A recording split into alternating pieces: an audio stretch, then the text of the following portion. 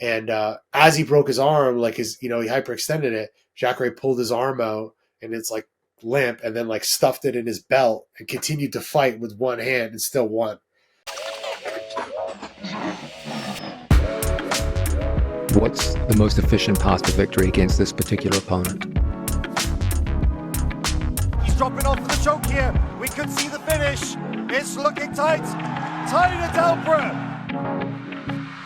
Hey everyone, welcome to the Everyday Jiu Jitsu podcast. I'm your host, Matt Kwan. The Everyday Jiu Jitsu podcast is everything you need to know about Jiu Jitsu. And today I have Mr. Riccardo Ammendolia. Welcome to the show, Riccardo. Thanks so much, man. Pleasure to be here. You said my name right, so that's awesome.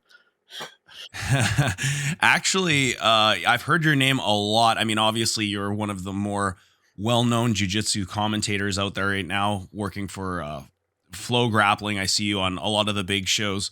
But I actually first heard of you. I remember I think I was in my 20s and I was in my apartment with my roommate and we were watching, I can't remember what network that was. Fight Network. HD, what was it? It had a bunch of ADCC breakdowns and I think you were commentating them with Robin Black. Is that true? Well, I used to work on the Fight Network and yeah, we had a best of ADCC show. I never really worked with Robin Black. You know, who's your co-host? I got you mixed up. Yeah, John Ramdeen. John Ramdeen. Yeah. That's right. Oh, of course, yes. And your name kept coming up, and I was always wondering, like, because I was really into jiu-jitsu at that time. I think I was like a purple belt by the time I was watching these matches, and I love watching old ADCC matches. Yeah. You know, that was like a really cool era because the styles hadn't really fully collaborated yet. It was kind of like MMA before MMA became MMA. Absolutely. And you had guys that were specialists in catch wrestling and guys that were specialists in judo. And I remember watching and hearing your name over and over again. I'm like, who is this guy? I don't even know who this guy is, but I love the breakdowns and everything. Those ADCC matches, I love those breakdowns. And I noticed even on your YouTube page, you're not doing breakdowns, but you still regularly post classic ADCC matches. Yeah, I be honest with you, I've been getting a lot busier these days with personal life and business and work. So I don't do as much breakdowns as I used to for my own social or for Flow. But I still have a lot of old matches that I release on my YouTube channel pretty frequently for some of the OGs out there that's still into that stuff like yourself. Cool. So why don't you just explain to the people who you are? Just a brief rundown. Sure. So my name is Riccardo Ammendolia. I got this silly nickname Baleia, which means whale. That's a whole other story. I'm a black belt under Rafael Guilherme Mendes.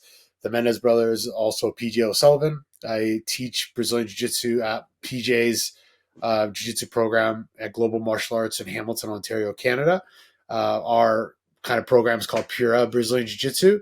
I've been training jiu-jitsu since like 98, predominantly here in Ontario, Canada. Traveled a lot to Brazil over the years in the U.S., training with some of the best guys at that time.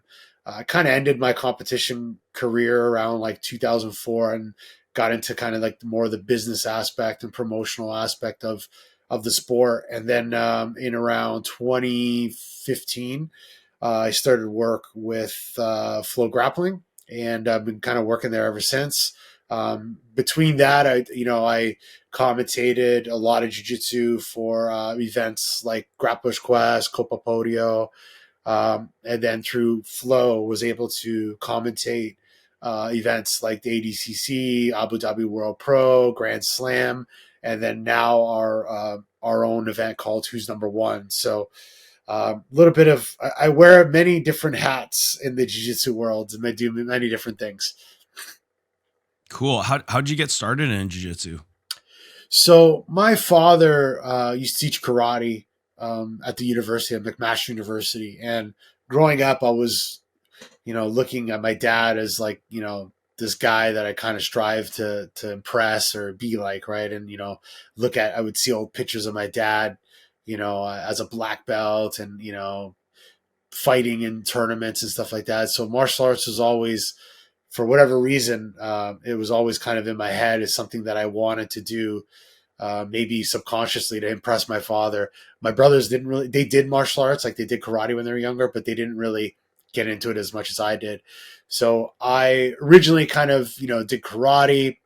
I, discovered Bruce Lee in my, early teens, and I was like, oh man, I want to do Jeet Kune Do. There was no JKD academies in the city, but I was just training nonetheless. And then around like '97, our karate program, or the place I was training at karate, Joslin's Martial Arts, they introduced a grappling program, and that's kind of where it kicked off. I was just, I was like, whoa, shit, I saw UFC, and I knew Hoist Gracie and Ken Shamrock at the time, so I just started training there, a couple days a week, and then that's kind of where it all began.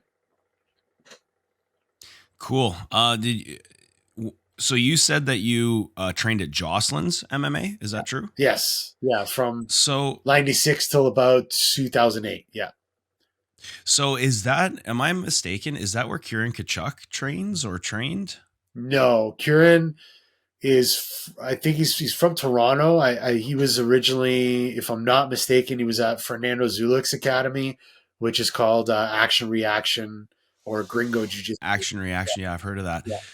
What about, have you heard of this guy? I think he's an Egyptian dude named Amr Yes. Gorim. Is that his last name? I apologize. I forget his last name. I think I know who you're talking about. He is from Joslin's. Very tough guy. Yeah. Very strong, really technical, and he's been kind of tearing up the scene here locally and doing some, making some waves internationally as well.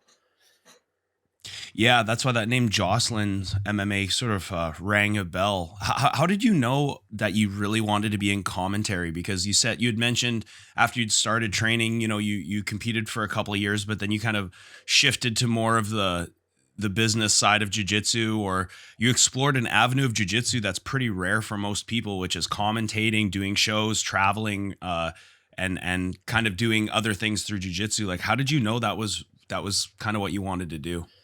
To be honest, I didn't really know. What happened was, after I stopped competing, I wanted to get into promotion. So I used to run my own event called the Ontario Submission Wrestling Invitational. And actually, GSP, George St. Pierre, fought in the third one. He won. We had like an 8-man bracket, and he won. After that, he got invited to ADCC in 2005, so it was pretty cool. And then we've had a bunch of other matches like Jeff Jaws and Fabio Hollanda, guys like that, local favorites competed on. But anyways, I just started. I was working with promoters and promoting events myself a lot, and I became friends with Fabio Hollanda, who, BTT Canada guy, and he told me, hey, I'm going to start doing the Abu Dhabi World Pro Trials in Montreal. Do you want to help? So I helped him out with that event. We did the first one in Montreal. It was an awesome event. And eventually he went to Abu Dhabi. And when he came back, he was like, hey, the people in Abu Dhabi, they have the finals, like they produced it like a television program. And they have the footage. They want to put this on television like all over the world because they made such a huge investment. Can you help me get this on TV in Canada? So I had some friends at the Fight Network, and I was like, hey, gave them the footage. I said, it's a fully produced show. It's about an hour, 2 hours long. And they were like, yeah, let's put it on, and they had big names like Marcelo and Cobrinha, Rafa Mendes at the time. And they were like, yeah, let's do it. But then they were like, well, we don't have any like jiu-jitsu experts at Fight Network. Would you be willing to come and commentate with John Ramdeen? And that's kind of how it started. I went there. I was like, yeah, let's do it. So I went there. I commentated that show or that program. Aired a few months later, and then I was like, oh man, like I really enjoyed this. Is there anything else I could do for you? And then they started bringing me in a little bit more, like to be like an analyst on talking about like if there was like a big jiu-jitsu match or event, or if there was like jiu-jitsu guys fighting in the UFC, they wanted to hear what I had to say about that. And then I was able to hook up with ADCC and get them footage and rights to the Best of ADCC show. So I started commentating that, and then just kind of snowballed. I just kept grinding. Like I honestly never envisioned myself as being a commentator. I just kind of like fell into it. And then once it started rolling, I was able to learn a lot from John Ramdeen, who was like an MMA commentator, and I just Mm-hmm. sort of evolved to where I am now. Yeah, it's funny. I forgot his name because I've actually met John Ramdeen before at an MMA show multiple times out in Lethbridge with one of my students who does MMA, and I remember running into him and I was like, John Ramdeen, where have I heard that name before? And he's like, I don't know. I've done some work on the Fight Network. Yeah. I was like, oh yeah, like did you call old ADCC shows? Just like, I don't know. It was kind of like just hearing that over and over, hearing his name and hearing you introduce yourself at the beginning of the show, kind of, it's like, that's where I've heard that name before, but I don't know. He might be kind of pissed I forgot his name here. So you're a black belt under the Mendes bros then? Yes. Yeah. I'm actually Is first. Yeah, I was just gonna say that. I read that you're the first black belt under the Mendes bros. That's pretty cool. So was that like a long distance relationship, or were you in their gym living in California training with them? So what happened was I got my blue, purple, and brown from Romero Jacare from Alliance Jiu Jitsu. In around 2006, I got my brown, and I was training at, I would go to Atlanta and Brazil to train with the Alliance team, and then come back here and train in Canada with Joslins. Around 2008, my friend PJ O'Sullivan opened up Pura Brazilian Jiu Jitsu, and I went there because Joslins at the time was focusing more on mixed martial arts over jiu-jitsu, and I just wanted to do jiu-jitsu. So I went to PJ's gym. And that same year, I had an opportunity to bring Andre Galvão to Canada to do some seminars. And, when I brought him, he was telling us about the Mendes brothers. This was like right before everyone was like crazy about them. And he was like, man, you guys should bring, Hafa and Guy up to the academy one day. And so we did that. We brought them. And then about a year later, they asked us to be, their first affiliate academy. And then we would have them to Canada maybe like 2 weeks, a couple times a year. And then we started bringing Hafa or Guy and then their students, etc. And, I would go there and train periodically when I could. But there was always like a connection, and we were like specifically following their curriculum for a while. Like they would literally like map out everything they wanted us to do in terms of positions, drilling, etc. And then in 2012, I was at an AOJ, like it was shortly after they opened their academy, and maybe a year or so after I was there, and then they awarded me my black belt, which was in fact their first one. Very cool. So you said that as coaches, they had a very structured curriculum, or the lesson plan was pretty well structured. Yeah. It was specific, like positionals, drilling that to tell you the truth, we just never knew the importance of drilling and never drilled the way they did, and they just their depth of knowledge, what they showed us was just mind blowing. And a lot of it wasn't like, at that time, what for me what was most impressive wasn't the crazy, berimbolo, lapel, 50-50.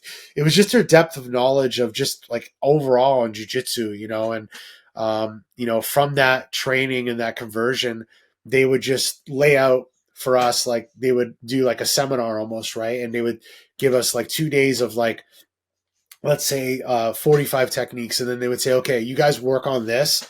And then these are the drills and these are the positions you're going to work on for the next 3 months. We'll come back, or we'll send one of our students to upgrade you and then show you like the next set. And then basically after about a year or two, we were all speaking the same language at our academy, their academy. We all knew what drills, what positions, like, they would, name techniques that were new to the, people outside of the academy, but we were all super familiar with it. So it was unlike anything I'd ever experienced before. I think that the Mendes brothers played a really important aspect in professionalizing jiu-jitsu in many different ways. They changed the aesthetic look of jiu-jitsu academies from what it used to be, which was more like a fight club, like dirty, grimy, like those are the jiu-jitsu guys in the corner, don't go near them. They all have ringworm kind of thing, to like beautiful, aesthetic, artsy, everyone with the uniform, etc. So and then the technical knowledge, the way they've really did their classes, the emphasis on drilling, positional drilling, A lot of the modern jiu-jitsu concepts, in my opinion, they changed the game, they changed the sport in so many different ways. You're absolutely right. I remember, I think I was a purple belt and they were already pretty established legends. I was kind of late to the game in jiu-jitsu. I started when I was 20 and they were the guys that I remember really watching. I really studied Marcelo. I watched them, Cobrinha and Meow Brothers, which were, a style that was in a lot of ways derived, I think, from the Mendes bros. This Berimbolo upside down style. I used to play that a lot when they were teaching, to you guys and giving you that curriculum. How dominant was things like Berimbolos and crab rides, or was it more like traditional jujitsu? It wasn't. It was probably somewhere in the middle, to be honest with you. The biggest development for me was De La Riva. Up until training with them, De La Riva to me was like two techniques, and we spent days just understanding the whole idea of how to play De La Riva correctly, and then layered on the techniques on top of that. The Berimbolo and all the other stuff, that kind of came after. We asked them about that, but that wasn't like, okay, guys, like first lesson, here we go, Berimbolo. To be honest, when we first started training with them, 50-50 was like the biggest development in the sport. And they didn't really, they showed us how to get there, and they showed us like, here's how you do it, here's how you get there, here's what to be careful of. But they didn't spend a ton of time in that position. It was really more about De La Riva, reverse De La Riva, back takes, and stuff like that. Hmm. And I guess like Berimbolos and Kiss of the Dragon kind of naturally just manifested when you're playing with these open guards like De La Riva guards so much. What was you had mentioned drilling? What was the Mendes brothers' sort of approach to drilling? Drills but fast. It was I remember him saying that a lot, and it's like, if you drill slow, you're going to perform slow. If you drill lackadaisy, that's how you're going to pull the technique off in the match, and that's when your opponent's going to counter and win. So the drill was like really high intensity, specific drills, from leg drags, back takes, mostly stuff like transitional movements with tons of speed and accuracy, and then a lot of emphasis on just like go as hard as you can, fast as you can, make every rep better than your last rep. Try to be precise in every single thing you do. Mm-hmm. I'm sure you've heard this buzz of the ecological approach through jujitsu. Does this ring bells? There's a guy named Greg Souders who's a coach, and he talks about this ecological training. He basically says drilling is like useless.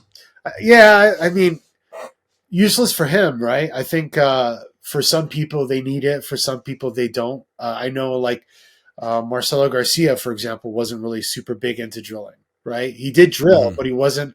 I don't think he did it as consistently as the Mendes brothers. I just think like, I personally believe that different methodologies work for different people, right? Like for me, myself, like, I really needed to drill the shit out of De La Riva to understand that position, because I was totally lost playing it, because I had no idea the value of it. I didn't understand, what I needed to do there. And by drilling it a lot, that's how I kind of developed it. And I could teach it to my students fairly easily now.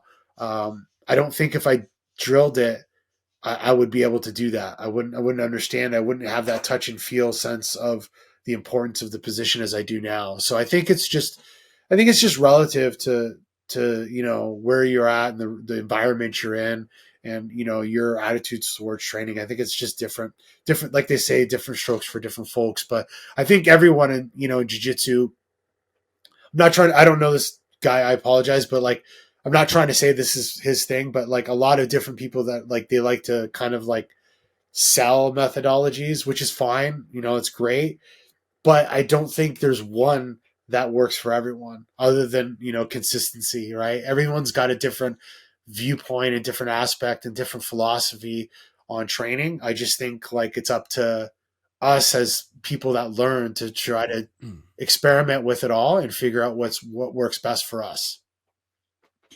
I totally agree. And even you mentioned Marcelo. This is a guy who said he never lifted weights, right? He just did jiu-jitsu. When you like with the Mendes brothers, their drilling approach, did Uke offer resistance, or like were they just kind of just there, Sometimes, yeah. A lot of times it was like just, various degrees? yeah, like sometimes it was like, okay, like, just for example, like leg drag, and then the second drill would be like leg drag, the person throws the leg over, you're going to do this, right? And then it was leg drag, the person pulls over, then he spins, and you're going to go to the back with overrun. Like it was a lot more specified resistance, not necessarily like do this movement and then live rolling from that position, or try to resist the position. There was some positions that we did that were like that, but a lot more of it was like just technique, repetitions, reps. What do you think makes the Mendes brothers so successful as coaches and businessmen, I guess? So the business aspect and coaches aspect, I just think that they had really good mentors, right? I think that they had, a lot of people don't know this, but they spent a lot of time with Leonardo Santos. And Leo Santos was one of the greatest lightweight competitors of all time from Team Novo União, a guy that could do, all aspects of the game of jiu-jitsu. Their other coach was Ramon Lemos, and Ramon was an amazing coach. And, I've had the luxury of just like sitting in and listening to him coach students, and when you see the depth of knowledge that he has going beyond like doing this and this, but like just that background, you see the reflection of Ramon in their depth of knowledge in the Mendes brothers. So they had really good modern jiu-jitsu techniques from Leo Santos at that time, but then like this like really strategic knowledge that came from Ramon Lemus. So talking to their jiu-jitsu, that's where I think that came from. And then, emulsifying themselves with a group of people at Atos, like Andre, Gilbert Burns, Bruno Frazato. And, some of the keys to their success that they told us was just the post training session Q&A. So they would finish like super hard training sessions and then say, okay, like, for example, Gilbert Burns used to fight Mike Lange a lot, right? And they would say, man, Gilbert, you get stuck in this position. Why don't you try doing this? Right. And then they would, oh, okay. Then they would experiment with it. That was 50-50. And then that's how he started beating Lange. And then that's how their rivalry started. And then from that, Lange's, and Alliance guys started making counters to 50-50. And then that's how the position sort of evolved. But they were always on the cutting edge, and they were always at the forefront of those techniques. So it was good mentors, but also good open-minded group training sessions with the Atos people in the room that they would always learn every class. Like they didn't just like learn the techniques, drill, and then spar. The learning continued even at the completion of class. And I think that was that obsession with them learning that kind of brought them to the next level. In terms of the business, they had some really good mentorship with like guys like Pat Sonori, the owner of Ruka. He really kind of led them, gave them some insight into, branding and professionalism in the business. And, they're interesting cats, man. They do a lot of research. They're always studying. They're up when they get into something, they become obsessive with whatever it is they're getting into. So whether it's business or tech or techniques, they try to figure it all out. So, what do you think makes certain competitors just consistently successful? Like why do we see the same athletes always on the podium or winning their divisions, winning their super fights? What makes successful athletes? I think, having a good structure, having a good support system, having a good team, having good leadership. I think we haven't really seen the Ronin be a super successful competitor, right? Like what I mean by Ronin is like the masterless, athlete, right? Like, so it's super important to have good leadership, good training partners, open mind. And when you see the top competitors, you can see that they all come from gyms that have that sort of structure and support system. Whether it's guys at Pedigo with guys like Heath to Andre Galvão or John Danaher. You have guys that have been around the game, constantly study, provide good training atmospheres for their students. Have a room full of killers, but yeah, they're just dedicated, disciplined. The game's changing. It's so much more professional than ever, and I think that the athletes that appreciate that and respect their training, almost like an NBA athlete, like super professional, are the ones that are succeeding. I even Hodger Gracie 10 years ago said, the guys the days of having only good jiu-jitsu are over. You have to be that super athlete. You have to be the athlete that's training, physical conditioning and jiu-jitsu 2-3 times a day, etc.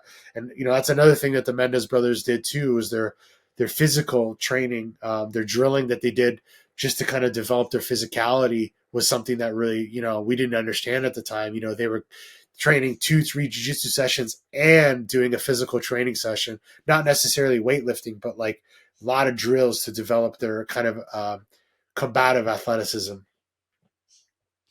I think you're absolutely right in saying that jiu-jitsu fighters have become, excuse me, more pro athletes, right? Like they've been supplementing their training now with cross training, combining other grappling arts. Like recently, we've seen a lot of addition of wrestling as very seriously to no-gi grappling, and that's probably out of the necessity to be prepared for a rule set like ADCC. I think ADCC is pushing the sport in a direction right now that is definitely more mainstream, and people are just getting so much more serious about jiu-jitsu if they're competitive. And then add to the fact that now we have this explosion of information.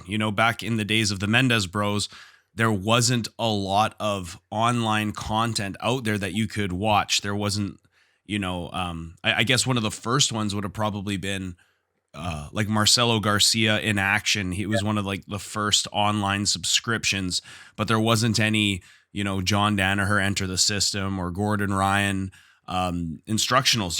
You needed, like you said, a mentor who was very well knowledged, and that was kind of how you were able to gain that knowledge. Nowadays, you could go on BJJ Fanatics and you could have access to the at least from a theoretical standpoint, you could have access to the information. You would still need to implement it and have a good environment to train it, but you could have access to that information. Yeah. And now that we've seen jiu-jitsu become what it is, especially over the last couple of ADCC events, I want to ask, the old cliche is that the gi is falling off. I even have students telling me, they literally want me to abolish the gi program from my gym. And I'm just like, man, like I enjoy the gi. I have guys that really enjoy the gi. What do you think the gi needs to do to kind of not fall by the wayside and, be pushed further ahead into the mainstream as we see in ADCC right now? So when you ask that question, do you mean what does the gi need to do in a professional aspect? Because it's kind of... I guess I'm asking what IBJJF needs to do, or what needs to happen in gi grappling for it to be able to compete from a spectator standpoint with ADCC. Yeah, I think that they're, if it's a professional atmosphere, I think that, events like BJJ Stars have made some rule modifications to keep the matches exciting. And I think that I have my own take on this, and I'm not saying this is what people should do, but this is my opinion. I think that in order for professional gi matches to be exciting, if it's a bracket, it needs to be shorter limits. I think there should be no advantages. I think that there should be some changes with lapel 50-50 positions. My personal opinion. However, you brought up the point about your academy. The thing is, the majority of academies around the world train in the gi. So they're two separate things, right? Like gi training in the academy, like nothing changes there. It's amazing, right? And it's for the person. Anyone can do it. As far as gi as a spectator sport, it's a different subject, and that's where I think some rule changes need to be made. The IBJJF has implemented some rule changes for their GPs, and the IBJJF, like they listen to feedback and they make small changes when it's necessary, and they've been doing a good job of that. I think over year, they're receptive to what the community is saying. And now, like, you look at the nogi, they allow heel hooks. They changed the rule about the direction of the ankle lock. Now it doesn't have to be on one side, so they understand. And they every year they always make a couple evolutions. I just think that the challenge we have is this in terms of a spectator sport. Up until 2015, ADCC has always been this like historic event, but the buzz wasn't there. In 2017, we streamed it on Flow, so we definitely generated a lot more buzz, but we can't deny the Gordon Ryan effect. And gi jiu-jitsu doesn't have a athlete like that right now. They have. I guess Miragali is probably the closest. Miragali is the closest. You're right. But I think Miragali is still coming into his own as a brand and as a personality, trying to transcend outside. Like, for example, like if you look at a guy like Craig Jones, Craig is hilarious, right? Like and right now he's taking this like influencer approach over competitor, and it's totally, yeah. But like what he's doing, he's transcending. He was on like the Jackson podcast, which is kind of like a more like MMA. He's doing a lot more MMA stuff. So I think like the gi needs people like that to kind of like transcend outside of just like gi media and jiu-jitsu media. So that's a bit of a challenge, right? And Nicholas is doing a great job. He's the best. But he's still kind of coming into his own in that regard. And, it's just, the IBJJF, we with Flow created this new event called The Crown. I believe that event's going to, in a few years is going to just kind of continue to raise the platform of gi jiu-jitsu. It's just more media out there, the better. No one really has like the one answer solution. Everyone's got their own opinion.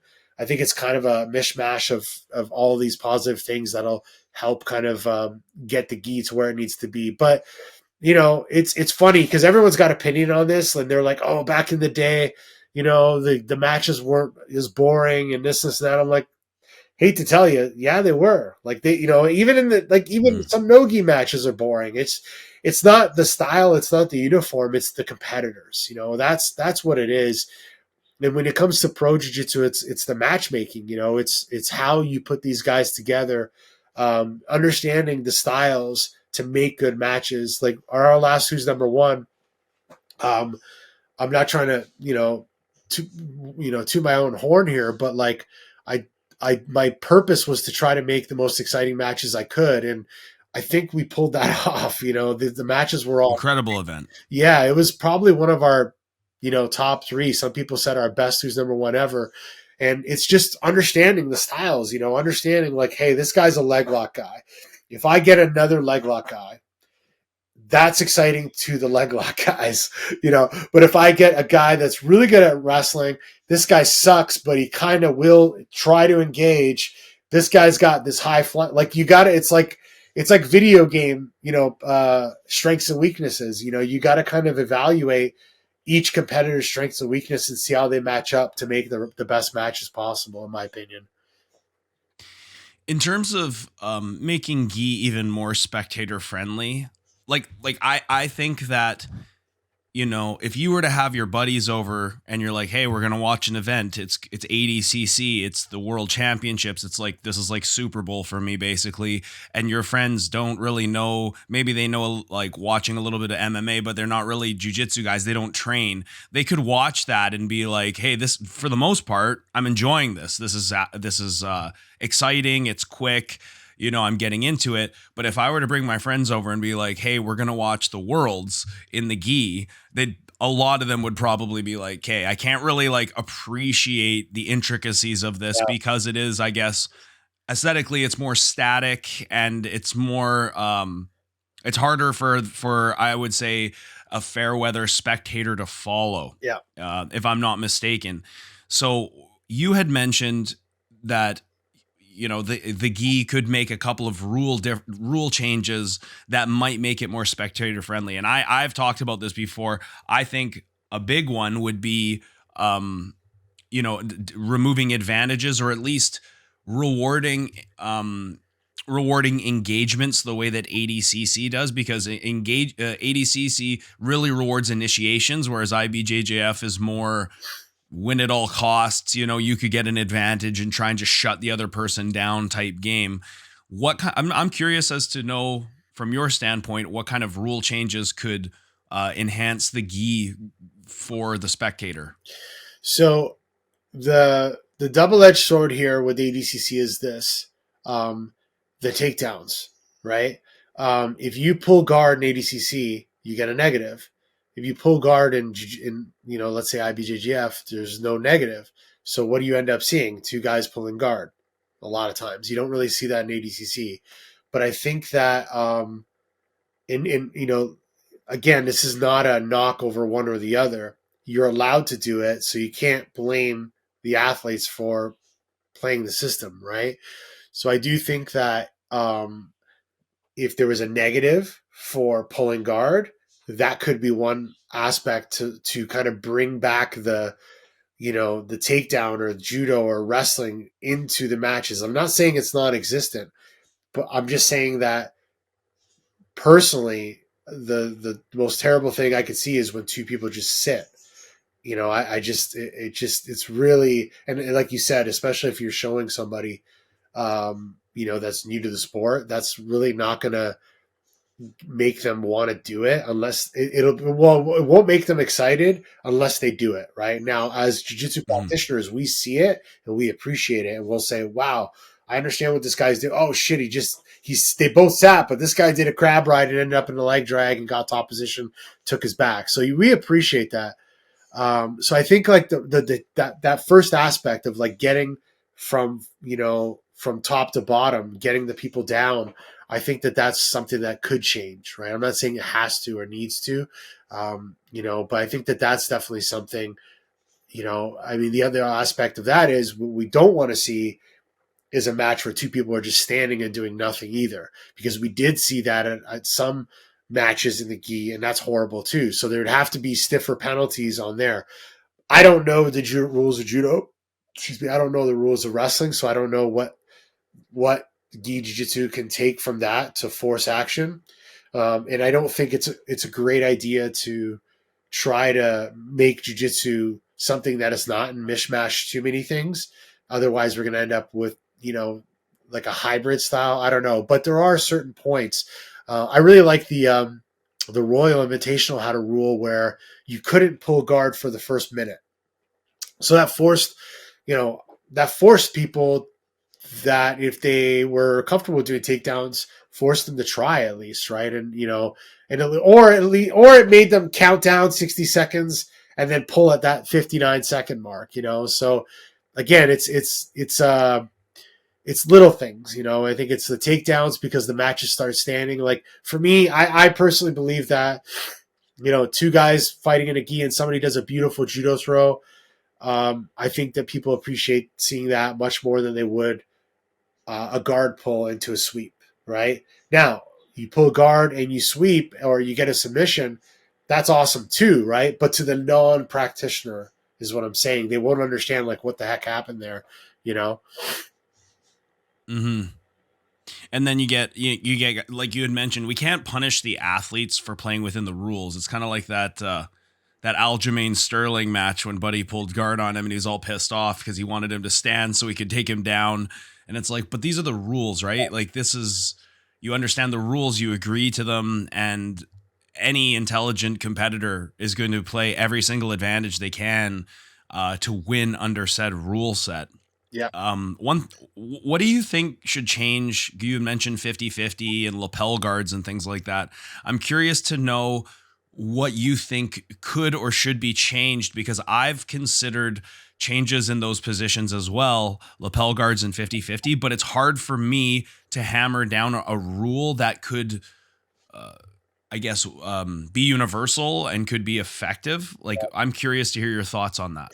So I apologize if I don't know the rule specifically right now, but if I'm not mistaken, if it's 50-50 and we sweep each other, we're both getting points. I So believe so. I think one of the things that Sean G. Ribeiro suggested was if you're in my 50-50 and I sweep you, right? I don't get points until my leg is cleared. Until you get out of 50-50? Exactly. Right? Yeah, I don't mind that rule. Yeah, like something like that, right? Something like that that forces them to not stay in the position, but also doesn't reward them for being in this stagnant position as well.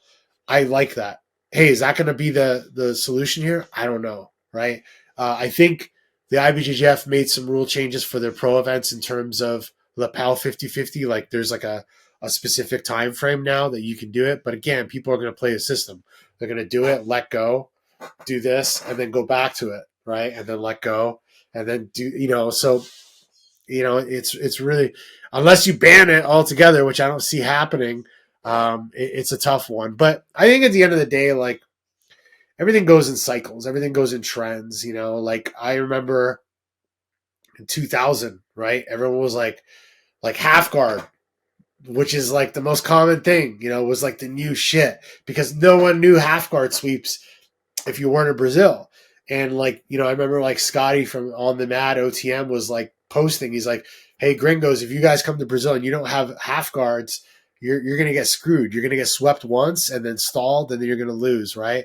And then it was X guard. Right. So like it kind of just like, there's always a trend. And I think that like lapel 50-50 eventually will just like go away, and people will invent some other position that they can exploit or, really, really, use to their benefit a little bit better. Mm-hmm. Do you think that they should adopt heel hooks in the gi? Yeah, it's a touchy subject. I think that not universally. I do think that I'd like to see a pro event with heel hooks in the gi. Now, I've talked to a lot of black belts. Some love it, some hate it. And obviously the ones that hate it, it's probably more specific to their style. So like why they hate it, like if they're like, lasso and different stuff like that. But I do want to see it tested. I don't think it should be, I'm all about scale. Like I don't think anything should be like, a dictatorship where it's like, hey, this is the new rule across the board. I think we should see some events and, the biggest fear is with the gi, if you do a heel hook, they can't escape and they're going to blow their knee. Well, let's see what happens. Like, let's see if it happens, right? If it doesn't, then we do it more. And then maybe, that's how it goes. But yeah, I'd like to see it happen. I've spoken on the podcast before with a few guests about heel hooks in the gi, and that is the myth that you will blow your knee out or whatever. First of all, you can just tap, right? Second of all, I think it would actually have a reverse effect if we allow heel hooks in the gi, because the cliche is that, because of the friction, you won't be able to unstuck your leg, etc. But on the other side of that coin, as a defensive athlete, you could just latch onto their collars and prevent them from extension.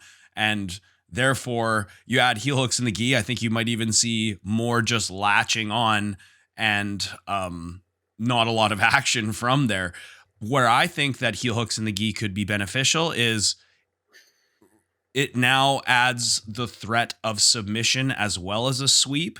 So with the way that the rules are right now, that you can ankle lock someone from 50-50, but it's really rare. You used to see like videos of guys trying to go belly down on an ankle lock in 50-50 and like nothing's really happening. The other guy's face isn't even changing. They're just trying to basically get an advantage. There's no real high percentage ankle lock from there on most days.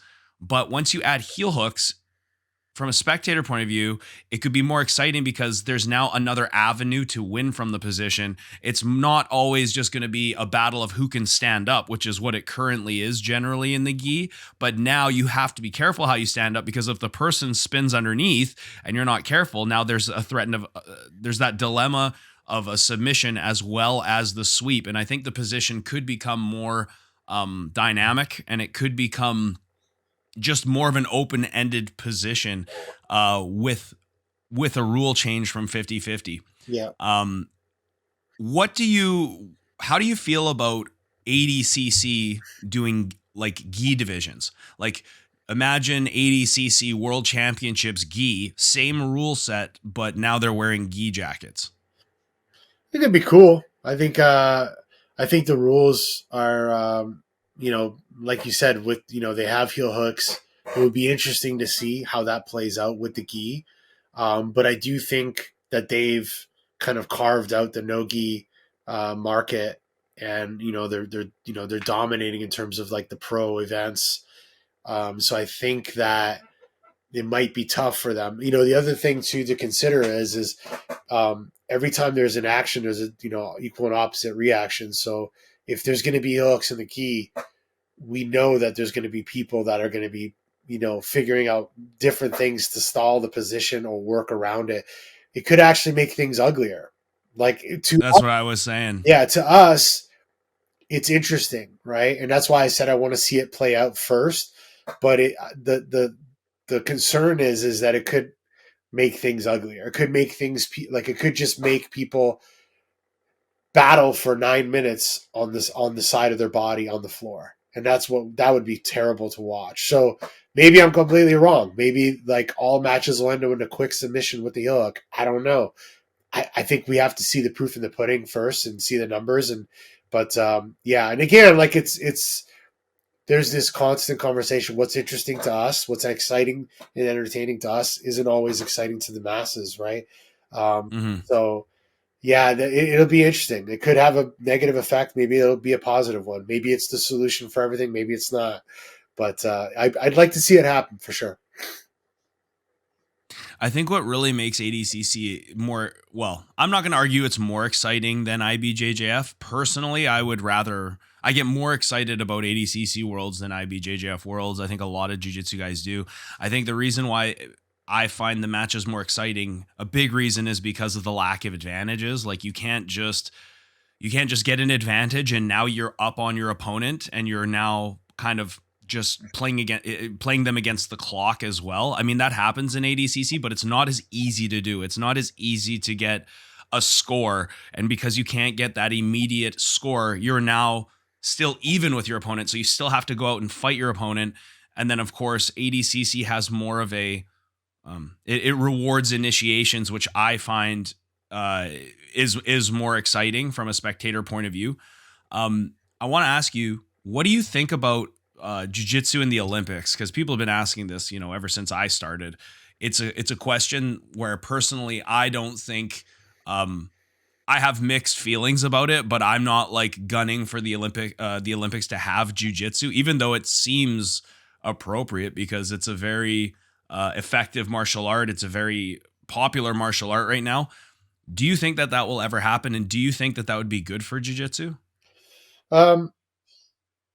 I think it would be. I think anything in the Olympics is good for. It's good for the sport, but there's also negative consequences to it, right? The last thing. So, let's look at this, right? There's 3 international federations for jiu-jitsu. There's the IBJJF. There's the the UAE, or AJP, and then there's like the SJJIF, right? Those are like the 3 most largest international Brazilian Jiu-Jitsu federations. Who's going to be the one to do it? I don't know. I know that the latter 2 are actually pursuing this, but they are doing it closer to the Jiu-Jitsu, like the Jiu-Jitsu rule set. So it's not really Brazilian Jiu-Jitsu. So my point is like, what is that? Japanese jiu-jitsu? Yeah. It's like they have to include the Japanese Nawaza portion, and it's like Brazilian jiu-jitsu, but they can't call it Brazilian jiu-jitsu. It's kind of weird. So I don't know. Like I don't personally. I think at the end of the day, the Olympics are going to say it's too close to judo, and it's similar to wrestling.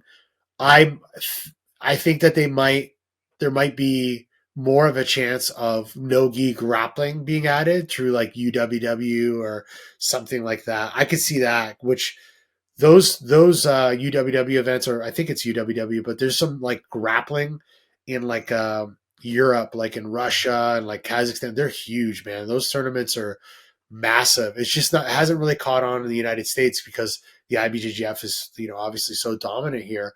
But I don't believe it'll happen. I do think it'll be good because it'll give more exposure to Brazilian Jiu Jitsu and get more people understanding what it is. But at the same time, the question will be is who's going to lead the way, who's going to be in charge, and that's where I think it's a bit of a gray area still. If no-gi grappling went into the Olympics, what do you think would be the ideal rule set, or what would the ideal rule set imitate most? So I actually think that before UWW existed, there was FloGrappling, and at one Yeah. point they were trying to work out a deal with ADCC, and I think that they were going to try to do like an ADCC rule set to try to get an Olympic grappling division, but it didn't end up working out. I think that, man, like I'll be honest, like I think that something like the IBJJF or ADCC rule set, no gi, either or, will work. IBJJF is, like they have a much, much larger infrastructure worldwide. So I think that they have a bigger support system. So I could see that support system possibly, being put towards an Olympic initiative. And even if it's no-gi. So, yeah. How do you feel about PEDs in jiu-jitsu? Good for jiu-jitsu, bad for jiu-jitsu? Should it be allowed? Should it not be allowed? And keep in mind, I think we can all agree that like, because a lot of people say like, well, the kids are looking up to the athletes and the kids, feel that they need to do that or whatever. I think we can all kind of agree that like giving steroids to kids probably isn't good. Yeah. But like, how do you feel about just performance enhancing drugs like for professional athletes in jiu-jitsu? I mean, it's like any other sport, right? People are always going to do it. Yeah, you're right. Giving kids PEDs is terrible. I don't think that I'm kind of fine with how it is right now. Like the IBGGF tests, I believe, I think the UAE does some testing as well for world. I think ADCC doesn't, but ADCC is more of a spectacle, so it's a little different. They might end up doing testing. I don't know, but I think it's kind of cool the way it is now. I think like we have avenue for the IBJJF athletes. It's amateur and they get tested and for worlds and stuff like that. And the results come out like they're catching people, a lot of people, and some people are dodging them, right? They have planes to catch. So it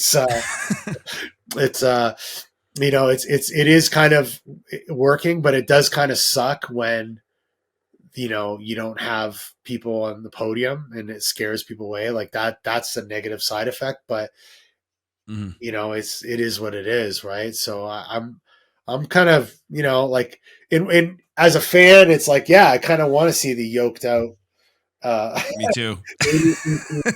It makes them more, arguably allows them to reach a higher level, right? Isn't that kind of what we want to? Yeah, but isn't that kind of what we want to see? At the end of the day, like even if they test it, right, majority of guys are gonna figure it out anyway, right? Like they're gonna like the majority of guys know how to beat the system anyway, so it doesn't really change anything. I think there just maybe needs to be more promotion of, not using PEDs to sort of continue with that messaging. And yeah, like I said, I think it's fine the way it is now.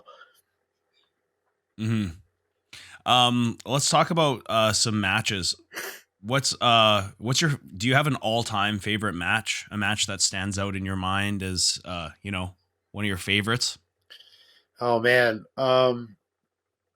it's hard to say. Like I think I have like personal favorites for different reasons.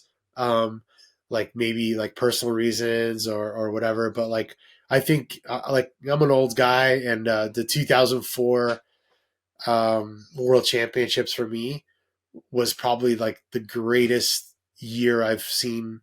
The two best matches I've seen in jiu-jitsu, and one was Ronaldo Jacare against Roger Gracie, and then the second one was just Fernando Teddere's run in that tournament. So for those, for you young guys that don't remember, what happened was Roger and Jacare, rivals, fought a couple times, and they fought in the world's finals, the open weight finals. Roger broke Jacare's arm. And I was there in Brazil, and I think that's what, like, I was at the arena. That's why it's kind of special to me. And as he broke his arm, like he hyperextended it, Jacare pulled his arm out, and it's like limp, and then like stuffed it in his belt and continued to fight with one hand and still won. And the crowd, like the energy, I've never experienced anything like that in my life. And I don't think I ever will again, because it's just something that was just insane. Like, people were arguing. They were saying this is terrible for the sport. People were going crazy, celebrating Jacare. People were like, holy shit, he broke his arm, get him to the doctor. Just all the emotions were going wild. And actually, when it happened, like, everyone just kind of turned away. It was like, oh God, so that's one thing. And then in the same tournament, Fernando Tedere at the time was only 170 pounds. He entered the super heavyweight division and the absolute, and he got silver and bronze. Name another competitor that's done that at the World Championships. Nobody. Mm-hmm. With that amount of energy too. So when he did that, he was doing that specifically to fight Marcio Cruz Petipano, who he had a little bit of a rivalry with, and Petipano was originally supposed to fight in the Worlds and then backed out. And after, even though he lost, the entire stadium was like cheering for Tedere. Like, it was crazy. So those two matches, those are two of the greatest moments I can recall, personally. And then right now, I gotta say, like, that's old school. Now I think, exciting for me is, anything that Mika Galvão does, like this kid. Oh God, I know. This kid is amazing. Who can beat him? I think, you think Tynan has a chance to beat him? I mean, he looked good in the last match. Yeah, I think Tynan still has to develop his no-gi experience and game. He's looking better. Like, he's looking awesome. And like we've only seen 2 matches.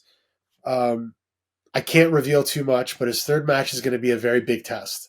But the 2 matches that we did see with Tynan, we're just seeing him kind of like coming into his own with no-gi. Like the first match was like very specific, very Tynan Dalper-esque. Like, he had a specific game plan. He stuck to it.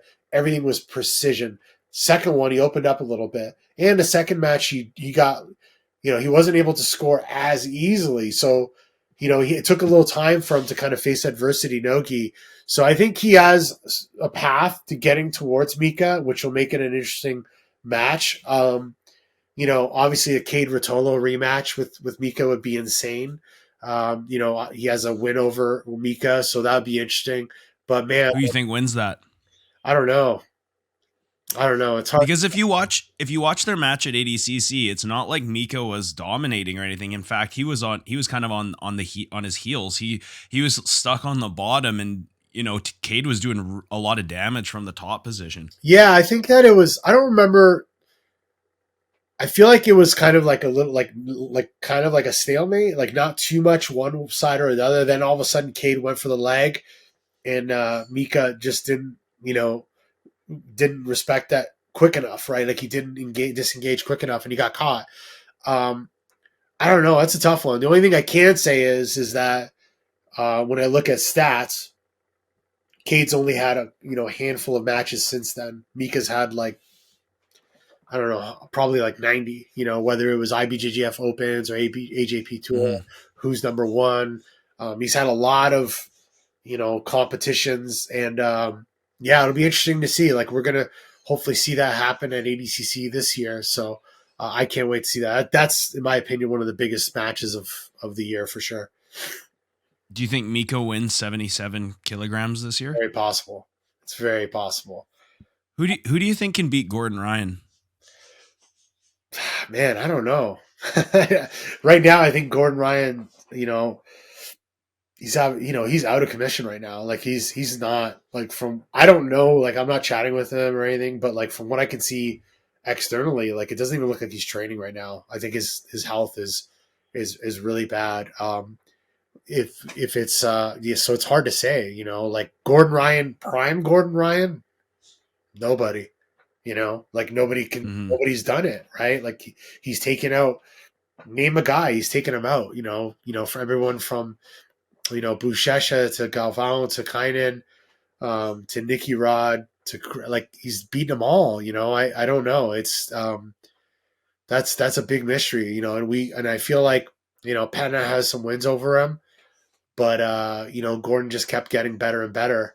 And a prime Gordon Ryan is probably the scariest no-gi grappler in the world. So hard to say. Do you, because of the way ADCC is structured, there's no closeouts or anything. Let's say this year Miragali wins the absolute. Do you think that that's a fight that we could see? Because they've said that they won't fight each other, but it might have to happen if it just lines up that way. First of all, do you think Miragali can win the absolute division? And second of all, do you think that's a fight we see one day? I do think Marigali can win. Um, I think that like one of the guys that to beat Marigali, you have to play an ugly fight. You can't make an exciting fight. You can't go there and like expect to like um, take him down and finish him. When we haven't seen that in Nogi. The guy that beat Marigali was Yuri, right? And Yuri can make it into an ugly fight, but he knows how to win. So I do think that I personally think, with Yuri out, the only like one of the biggest threats he has is obviously like Victor Hugo, Nicky Rod, but I do think that Nicholas Marigali has all of the tools to win the Open this year at ADCC. Second question is, do I think that he'll fight Gordon? That remains to be seen. Gordon has basically said he's retired from the sport outside of this ADCC, so we don't know. That's a question. I don't know. I'd love to see it. I think as a fan, and as a somebody that has vested interest in ADCC and the success of our sport, yeah, I just don't know if it will happen. Before we go, I just want to ask you, can you give us all time, it could be active or inactive, like a dream matchup that you would like to see? And could you also give us a dream matchup of current active athletes? Okay, old school guys, Hodger Hodolfo, one of those matches that we never saw, that they just missed generations. Vieira? Rodolfo Vieira, yeah, yeah. So like when Hodger left, right? Bernardo took over, then Rodolfo took. Like it was, so they just missed the generation. So that's one of the ones that I think I would love to see one day. Um, from the old school stuff. I think if I could mix up two guys, a prime Mark Kerr against the prime Nicky Rod would be cool to see. Two wrestlers that are like, big dudes. Mark Kerr was starting to evolve in his grappling and jiu-jitsu, just as a ADCC dork, trying to geek out here a little bit. And then matches right now, I think, obviously, I think the biggest match that people are talking about is Mika and Tynan. I think that's one of the biggest right now. I don't think that there's any like it's just one of those matches that has to happen, And I myself and other promoters, we're all behind the scenes, trying to make the stars align one day to see it, go through. But that's probably the biggest match right now for jiu-jitsu. Whether it's gi or no gi, well, it doesn't even matter. They could do it both, and then the tiebreaker be MMA. I don't care. People just want to see it. Who do you think wins the 66 kg division this year? Man, Diego Pato is looking good. Like Diego Pato is, That last performance was fucking insane. yeah, like his last couple, man. Like he's getting vicious, and I think sometimes when you see submission specialists come into the game, right? They hit a peak when they get into black belt, and they're like, okay, I can't do this because I need to be more strategic. and then they change their game, and then they find that rhythm of being strategic but technical and like submission oriented just enough. Pato has not taken his foot off the gas when it comes to being a dangerous submission hunter. So even though he's entered into vicious waters with like more dangerous black belts out there, he still hasn't changed his game. Even though he's with one of the most tactical coaches in the game right now, Guy Mendes, it's only made him better. So I really think that he's one of the favorites, and obviously he has a win over Diogo, who is the champion. So I think that he's the favorite right now. Now, that being said, What about his wrestling though? I mean, it's good enough. Like if he sits and pulls and breaks your leg, it doesn't matter that he gets a negative, right? And the only thing I will say is that Diogo Hayes is a masterful technician, and I think he's going to give Pato some fits in their rematch. So it should be interesting to say. It's interesting to see for sure. Awesome. Well, I'm sure we can all look forward to that for ADCC Worlds this year. Can't wait. That's my Super Bowl. That's all I got for you, Riccardo. Is there anything you want to plug? Any social media or links or anything? Not a ton. My social media is essentially my YouTube and Instagram is Riccardo Ammendolia BJJ. Check out our upcoming events on FloGrappling. I work at Flo full time now. Commentating Who's Number One and some other events. We have a lot of exciting stuff. Like, definitely if you're not a subscriber at Flo, I know there's some haters out there, but Flo's got like, one of the most robust programming schedules in the business. I'm not trying to sell you on this, but it's true. Like March coming up right now is going to be insane. 2 ADCC trials, AIGA, Pan Am's, West Coast trials. It's fight to win. There's so many good events coming up in March, then April, then all the way up to ADCC. So if you're not a subscriber, you get your money's worth and more. Check that out. I don't really have a show or anything on Flow anymore, but I will be commentating the next Who's Number One. So hopefully you guys watch that. Thank you for everyone, always with the positive messages after I commentate. I try my best to make the matches exciting, but knowledgeable as well when I commentate. So appreciate all the positive messages, and thanks so much for having me on here. I really appreciate your time. All right, guys, there you go. That's our show for today. Thank you, Riccardo Ammendolia, for joining us. The Everyday Jiu Jitsu podcast, everything you need to know about Jiu Jitsu. Take care, guys.